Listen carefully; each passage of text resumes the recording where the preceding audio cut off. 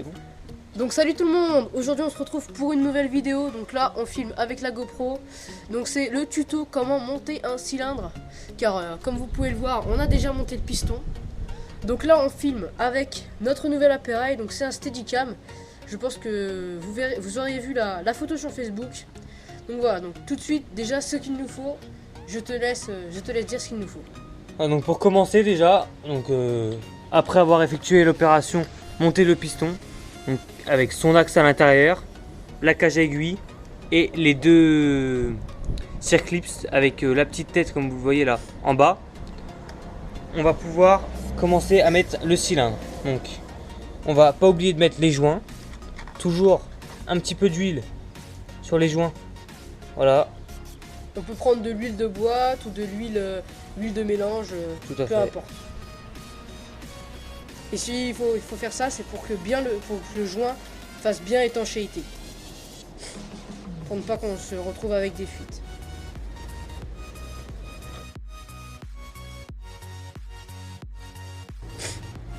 Donc voilà, une fois qu'il est bien lubrifié, comme vous pouvez voir, on va venir le placer sur les goujons. Donc là, je vais me déplacer et me mettre au-dessus. Donc voilà, j'espère que cette vue est pas mal. Donc comme vous pouvez voir, on met les 4 trous dans les goujons, on fait bien passer le piston et on vient le plaquer tout au bout en faisant très attention à ne pas le déchirer. Ceci est très fragile. Voilà, c'est super fragile donc il faut faire gaffe, c'est un joint papier. Voilà. Une fois que cela est fait, on va donc pouvoir, pareil, prendre un petit peu d'huile et le placer Dans le cylindre. dans le cylindre. Voilà, on va passer. C'est pour faciliter le piston à bien rentrer. Et surtout, s'il est sec et que ça fait quelques temps, comme moi, qu'il est démonté, pour éviter Le serrage tout de suite. de foutre ça directement là-dedans comme un bourrin, d'appuyer sur le cylindre et ça vous fait une grosse rayure. Par sur contre, le pour cette opération, cylindre. l'huile, il faut surtout prendre de l'huile De mélange. Car si vous mettez de l'huile de boîte, et bah, ça va pas faire comme voulu, l'huile sera pas bonne et ça va tout niquer. Donc là, on s'apprête à mettre le cylindre, donc c'est l'étape la plus dure. Pour moi. Après, Voilà. il y en a, ça rentre tout seul, ça dépend. Donc on vient bien aligner le cylindre dans sa bonne position. Et il faut faire super attention, c'est ça qui est dur en fait, il faut serrer les segments. Donc voilà, donc une fois que le cylindre est mis dans ses goujons, on va bien placer le piston au-dessus du cylindre aligné en serrant les segments. Oui, c'est un petit peu compliqué. Une fois cette opération effectuée, bien penser à mettre les segments. Donc vous allez voir, il y a des petites gorges. Le faire préalablement sera mieux. Donc il y a des petites gorges. Mettre le segment et vous allez voir un espèce de petit... Comment vous appeler ça? Petit picot. Ouais, un petit picot, une petite bite qui est à l'intérieur. Voilà, donc bien le segment. Je sais pas si vous voyez bien. J'espère que vous voyez bien. Sinon on essaiera de faire un petit truc. au montage. Ouais. Voilà, une fois ceci fait, on va venir serrer les segments comme ceci. Et Normalement, ça rentre tout seul. Il faut surtout pas forcer par risque d'abîmer le cylindre. pas s'énerver, je vous parle en connaissance de cause. Et moi, ce que je conseille, c'est de serrer un cylindre, de serrer un segment, de rentrer le premier segment et ensuite de faire le deuxième segment.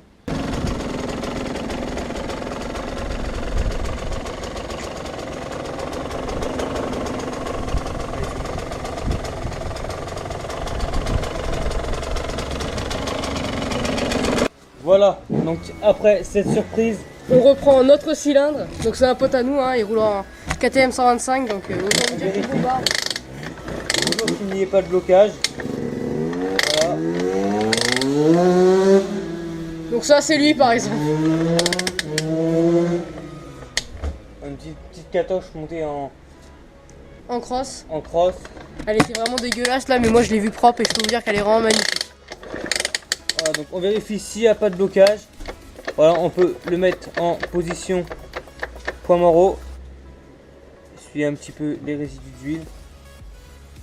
Ah, si vous avez un peu forcé.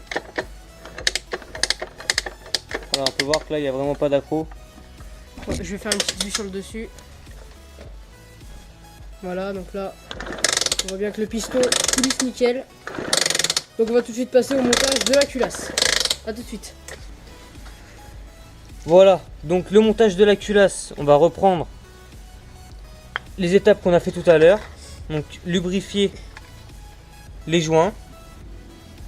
Le joint de culasse ici. Voilà.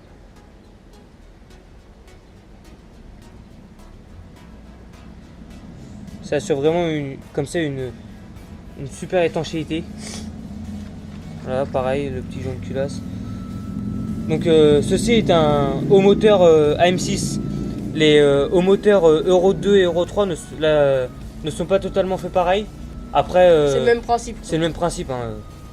Il y a juste niveau joint et tout, mais sinon c'est le même principe de montage. Voilà. On s'assure bien que les joints sont bien rentrés dans leur gorge pour pas avoir de surprise au montage. Et surtout après le montage, quoi. Ouais. Donc souvent le joint de culasse c'est le plus dur à mettre. Donc on va le mettre et on se retrouve juste après. Ciao. Pareil, on lubrifie les joints de goujon. On va venir directement poser sur les goujons, ça fera moins chier.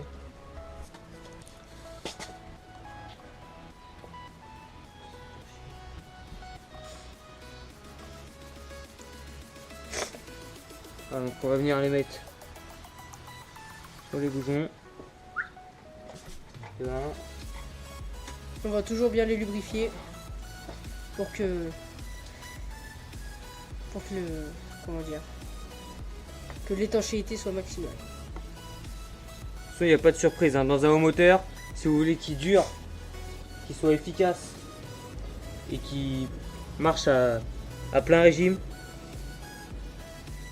un haut moteur bien lubrifié, ça marchera toujours mieux qu'un moteur mal entretenu, ça c'est clair. Voilà, on passe un petit peu dessus, histoire de dire. Excusez-moi, je suis un petit peu malade.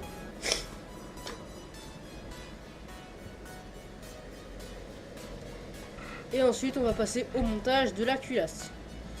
Donc pour ceci, voilà. très simple. Très simple. Je vais me mettre là-haut. On vient aligner la culasse avec les 4 goujons. On appuie en tenant le joint de culasse. Et ça rentre tout seul. Hop là. Donc là, on va voir qu'il y a une petite rainure ici. On peut apercevoir le joint. Donc tout simplement, on va venir mettre les boulons et les serrer.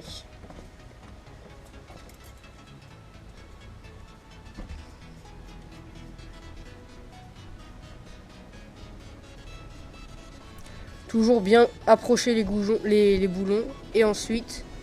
Moi j'ai une technique, c'est toujours ce qu'on appelle un serrage en croix. Donc c'est assez connu, je pense que vous devez connaître.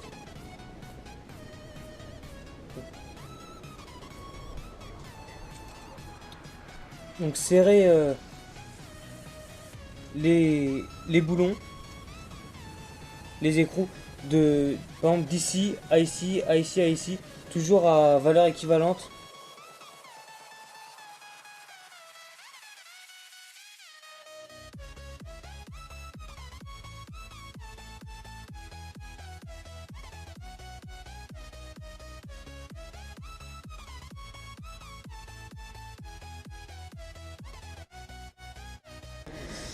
Donc après serrage, comme vous pouvez voir, il n'y a plus le trou, donc tout est bien fermé.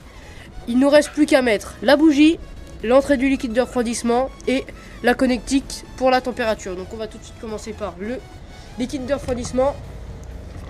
Pour le liquide de refroidissement, vous avez une durite. Bon, de toute façon, si vous l'avez démontée, c'est que vous savez où est-ce qu'elle va. La durite qui va en haut du radiateur. Là, vous la mettez à l'arrière de la culasse, sur la petite bite qui ressort. merde à chaque fois ça. Donc on met le collier bien en bas, on le tient. Et après on va venir le serrer.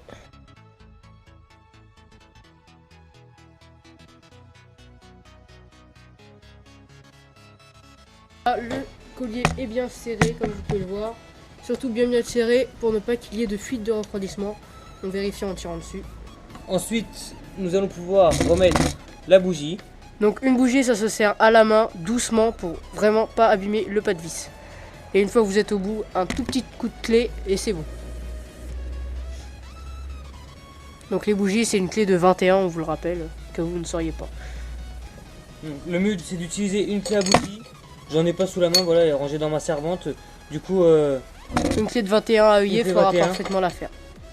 Voilà, on vient mettre, après avoir bloqué à la main, et tac, juste un tout petit tour, l'histoire de bloquer la bougie. On n'oublie pas de remettre l'antiparasite, sinon il y aura un petit problème.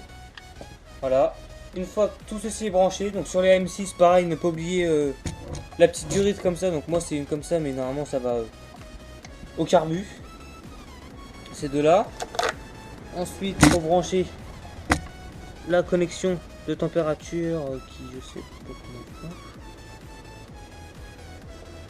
Voilà.